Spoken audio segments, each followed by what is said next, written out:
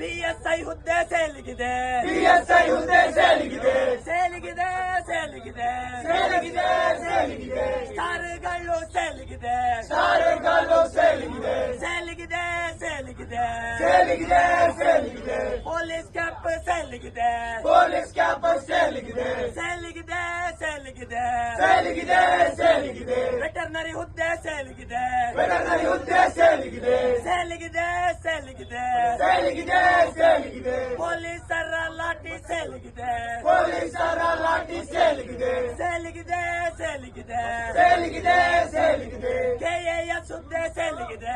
KAS ಹುದ್ದೆ ಸೇಲಿಗಿದೆ. ಎಲ್ರಿಗೂ ನಮಸ್ತೆ. ಅಖಿಲ ಭಾರತೀಯ ವಿದ್ಯಾರ್ಥಿ ಪರಿಷತ್ ಕರ್ನಾಟಕ ದಕ್ಷಿಣ ಪ್ರಾಂತ ಬೆಂಗಳೂರು ಚಲೋ ಅಂತ ಹೇಳುವಂತಹ ಒಂದು ಪ್ರೊಟೆಸ್ಟ್ ಕಾಲ್ ಅನ್ನ ಕೊಟ್ಟಿರ್ತದೆ. ಕೆಪಿಎಸ್ಸಿ ಹಗರಣ ಏನಾಗಿರ್ತದೆ ಅದರ ವಿಚಾರವಾಗಿ ಸಿಬಿಐ ತನಿಖೆ ಆಗಬೇಕು ಅಂತ ಹೇಳುವ ನಮ್ಮ ಆಗ್ರಹ ಇರ್ತದೆ.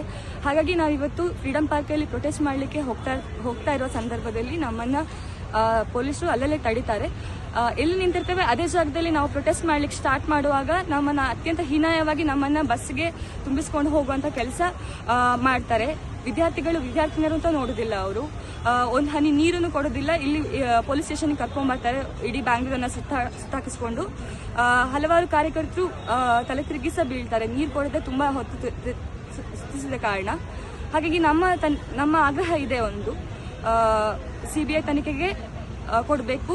ಸಿಐಡಿ ತನಿಖೆ ಮೇಲೆ ನಮಗೆ ಯಾವ ನಂಬಿಕೆಯೂ ಇಲ್ಲ. ಹಾಗಾಗಿ ಸಿಐಡಿ ತನಿಖೆಗೆ ಕೆಪಿಎಸ್ಸಿ ಹಗರಣದ ಏನ್ ಕೇಸ್ ಇದೆ ಅದನ್ನ ಕೊಡಬೇಕು ಅಂತ ಹೇಳೋ ನಮ್ಮ ಆಗ್ರಹ ಆಗಿರ್ತದೆ. Namaste, I'm Tanushka, student representative of Akhila Bharatiya Vidyarthi Parishad. Today in Bangalore, we all together came for a protest, a peaceful protest in Bangalore to save KPSC.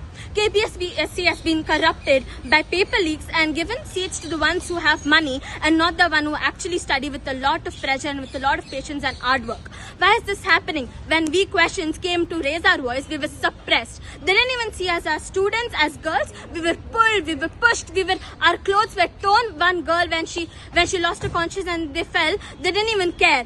All they wanted was to take us and put us in the bus. They didn't care about our voice. They didn't care about anything. How is this fair? When students raise our voice, why is it not being heard by the government? All we ask is for CBI to do investigation and see why is this corruption happening. The ones who study should get the seat and not the ones who pay money and get the seat. Thank you.